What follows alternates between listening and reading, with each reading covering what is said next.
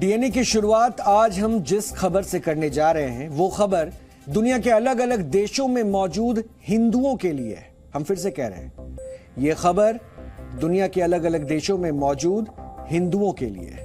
ये खबर देखने के बाद खुद को गर्व से हिंदू कहने वाले लोग अपमानित महसूस करेंगे और देश की सबसे पुरानी राजनीतिक पार्टी कांग्रेस को उसके अपने नेताओं की जुबान ने ही अर्श से फर्श तक पहुंचा दिया है।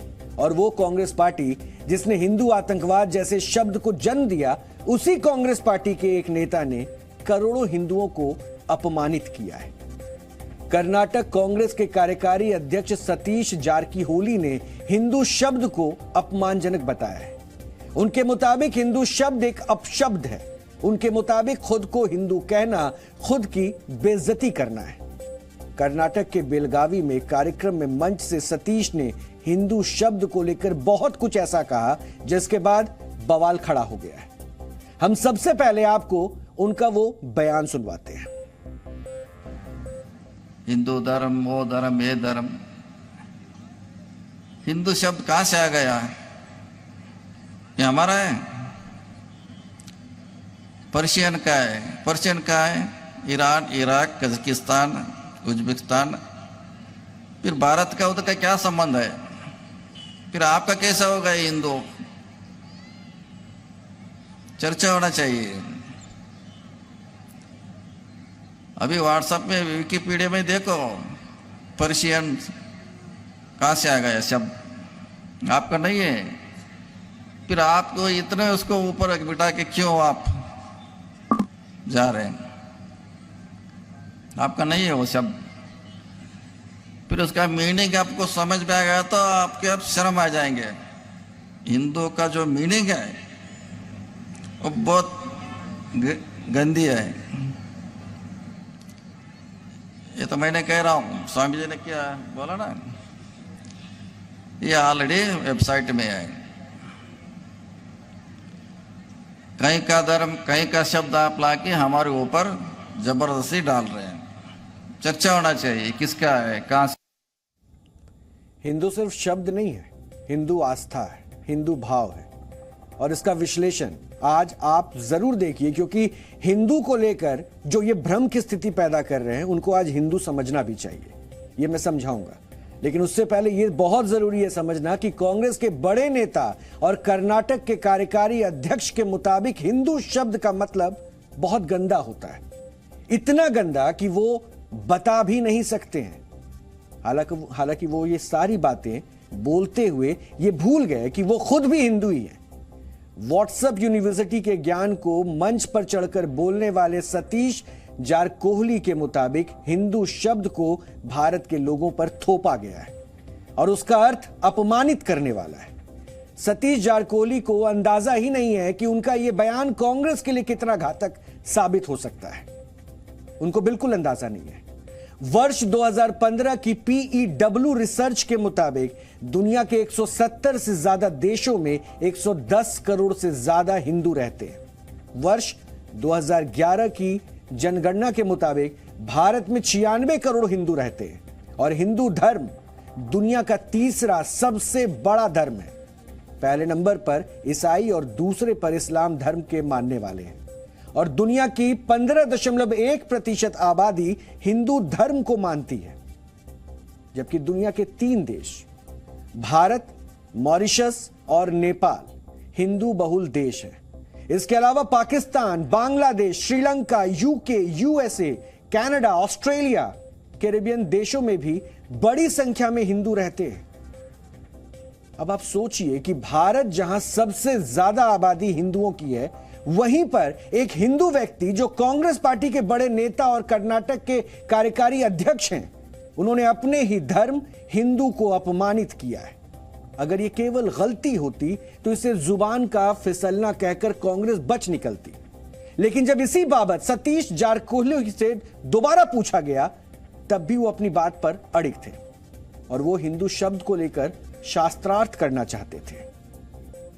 प्रूव ಮಾಡ್ಲಿ, ಯಾರು ಮಾಡ್ತಾರೆ ಪ್ರೂವ್ ಮಾಡಿದ್ರೆ ಓಕೆ, ಪ್ರೂವ್ ಮಾಡಿದ್ರೆ ಅಷ್ಟೇ ಸತೀಶ್ ಜಾರಕಿಹೊಳಿ ಅವರು ಕ್ಷಮೆ ಕೇಳ್ತಾರೆ। ಕ್ಷಮೆ ಅಲ್ಲ, MLA ಸ್ಥಾನ ಕೂಡ ರಾಜೀನಾಮೆ ಕೊಡ್ತೀನಿ, ಪ್ರೂವ್ ಮಾಡಬೇಕು ಅವರು। कांग्रेस पार्टी पूरे देश में भारत जोड़ो यात्रा निकाल रही है और इस भारत जोड़ो यात्रा के दौरान उनके ही एक नेता हिंदुओं को अपमानित करने वाली ये बात कहते हुए नजर आए। इस तरह के बयान उस सोच को बताते हैं जो वर्षों से एक खास वर्ग की विचारधारा का हिस्सा रहे हैं। हमने देखा है कि कांग्रेस ने जब भगवा आतंकवाद शब्द गढ़ा उस दौरान कभी भी आतंकवादी घटनाओं पर इस्लामिक आतंकवाद का जिक्र नहीं किया गया। उस वक्त कहा गया कि आतंकवाद का कोई दूसरा धर्म नहीं होता। हिंदू शब्द का अर्थ सुनकर शर्मसार हो जाने वाले बयान पर राजनीतिक भूचाल खड़ा हो गया है। बीजेपी ने इसे हिंदू धर्म का अपमान बताया और कांग्रेस पर आरोप लगाया कि वो जानबूझकर हिंदू धर्म पर इस तरह के हमले करती है। कांग्रेस पार्टी के कर्नाटक के पूर्व कार्यकारी अध्यक्ष ने हिंदू शब्द के लिए अपमानजनक नहीं, कोट अनकोट में गंदा शब्द तक प्रयोग किया था, जिसका अर्थ बहुत गंदा है। कुछ दिन पूर्व एक और विषय आया था कि अमुक का हिंदू धर्म से कोई मतलब नहीं है।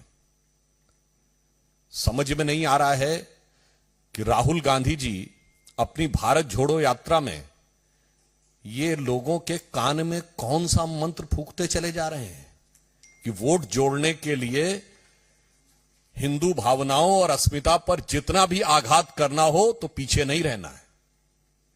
और यह प्रक्रिया लंबे समय से चल रही है। एक दौर में जो लोग यह कहते थे कि हिंदू आतंकवादी है, कभी उन्होंने कहा हिंदू तालिबान, कभी उन्होंने कहा हिंदू बोको हराम। ये कारनामे तो भारत की राजनीति की सबसे पुरानी पार्टी की है।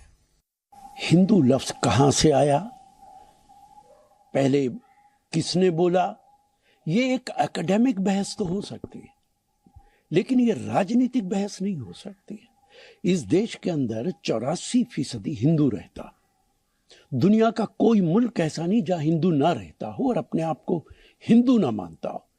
इन हालात में इस तरीके का बयान गैर जरूरी बयान है, नासमझी का बयान है। और कांग्रेस के अंदर तो मुझे लगता है कि नासमझ लोग शायद अपने पांव में खुद ही कुल्हाड़ी मार रहे हैं। घर को आग लग गई, घर के चिराग से खुद ही अपने आप कांग्रेस को नुकसान पहुंचा रहे हैं। हिंदू धर्म को आतंकवाद से जोड़ने वाली कांग्रेस पार्टी के ही नेता ने आज हिंदू शब्द को ही शर्मसार करने वाला शब्द बता दिया। उनका कहना है कि हिंदू शब्द पर्शियन यानी कि फारसी भाषा का शब्द है, जिसका अर्थ इतना गंदा है कि वो बता भी नहीं सकते हैं। लेकिन हम आपको हिंदू शब्द कहां से आया, किस शब्द का वो अपभ्रंश है, ये बताते हैं। ये आपको जानना चाहिए, तभी शायद आपको एहसास होगा और इनको भी एहसास होगा कि हिंदू है क्या। कहा यह जाता है कि पारसी धर्म की स्थापना आर्यों की एक शाखा ने 700 ईसा पूर्व में की थी। जोरास्टर नाम के पैगंबर ने इसे धर्म के तौर पर संगठित किया। इसमें अत्रि कुल के लोग थे और कहा जाता है कि पारसी लोगों को स शब्द के उच्चारण में दिक्कत होती थी, इसलिए वो स को ह बोलते थे। ये लोग भारत में बहने वाली सिंधु नदी को हिंदू नदी कहते थे और इसके पूर्व दिशा में रहने वाले लोगों को हिंदू कहने लगे। ऋग्वेद में भारत को सप्त सिंधु कहा गया है। सप्त का मतलब 7 और सिंधु का मतलब नदियां, और सप्त सिंधु यानी कि 7 नदियां। आपको पारसी किताबों में हप्त हिंदू लिखा गया है, यह मिल जाएगा। हालांकि इसमें एक अपवाद यह है कि अगर पारसी लोग सिंधु को हिंदू कहते थे तो उन्हें मौजूदा पाकिस्तान के सिंध प्रांत को हिंद प्रांत या सिंधी को हिंदी कहना चाहिए था, या फिर इस लॉजिक के आधार पर संस्कृत को भी उन्हें हंसकृत कहना चाहिए था। लेकिन ऐसा नहीं है। सच्चाई यह है कि हिंदू शब्द का जिक्र पारसी किताबों से पहले से ही मिलता रहा है और हिंदू शब्द का सबसे पहला जिक्र विशालाक्ष शिव द्वारा लिखित 12 स्पत्य शास्त्र में मिलता है। इसके अलावा 12 मिहिर द्वारा लिखी गई बृहत संहिता में भी इसका उल्लेख है और हिंदू शब्द का उल्लेख बृहस्पति आगम में भी है।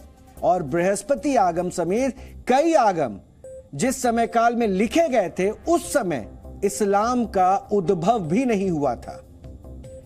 और बृहस्पति आगम में हिंदू स्थान शब्द का उल्लेख है, इसलिए यह कहा जा सकता है कि भारत के ऋषि मुनियों ने इस धरती को हिंदू स्थान कहा था, किसी विदेशी ने नहीं।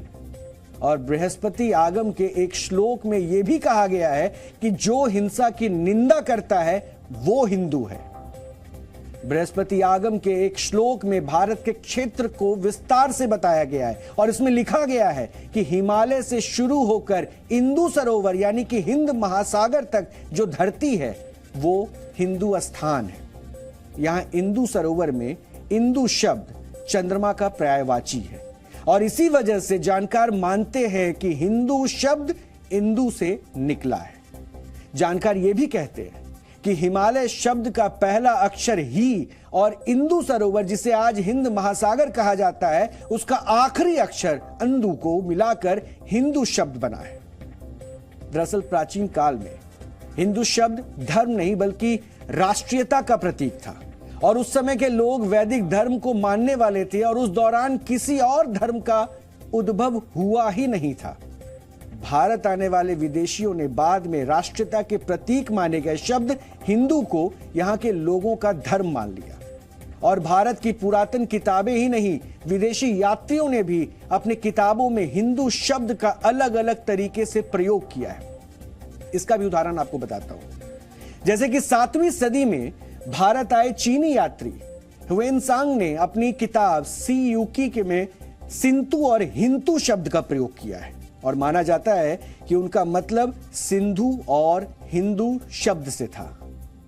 ग्रीक लोग भारतीयों को इंदु कहते थे और माना यह जाता है कि ग्रीक लोगों ने हिंदू के उच्चारण से ह अक्षर हटा दिया और इसलिए इंदु कहने लगे। इसका एक उदाहरण आज से 2300 साल पहले, 2300 साल यानी इस्लाम के आने से 900 साल पहले का मिलता है। मौर्य साम्राज्य में एक ग्रीक राजदूत रहा करते थे, उनका नाम था मेगास्थनीज। आप में से बहुत से लोगों ने यह नाम सुना होगा क्योंकि इतिहास की किताबों में मेगास्थनीज को ग्रीक यात्री कहा गया है। मेगास्थनीज ने 300 ईसा पूर्व में भारत के बारे में किताब लिखी थी और इस किताब का नाम था इंडिका। माना जाता है कि इंडिका शब्द भी इंदु से ही निकला हुआ है और मेगास्थनीज की यह किताब इंडिका अगले 500 सालों तक पश्चिमी देशों में भारत की जानकारी देने वाली सबसे महत्वपूर्ण किताब थी। और इस किताब के आधार पर पश्चिमी देशों के लोगों ने सिंधु नदी को इंडस रिवर और भारत को इंडिया कहना शुरू कर दिया। तो इससे यही पता चलता है कि हिंदू शब्द इस्लाम के आने से कई 100 साल पहले ही प्रचलित थे और हालांकि अपने अपने क्षेत्र और भाषाओं के हिसाब से सब ने इसका अलग अलग उच्चारण किया। इसको किसी ने हिंदू, किसी ने इंतु, किसी ने सिंतु कहा तो किसी ने इंदु कहा, लेकिन ये सारे शब्द भारतीय शब्द हिंदू के ही अपभ्रंश रहे हैं। यह कहना कि हिंदू शब्द विदेशियों का दिया हुआ शब्द है तो यह अल्प ज्ञान ही कहा जाएगा और यही वजह है कि कर्नाटक कांग्रेस के कार्यकारी अध्यक्ष सतीश जारकिहोली को जब हिंदू शब्द के विषय में पूरा ज्ञान मिला तो उन्होंने अपने बयान पर माफी भी मांग ली।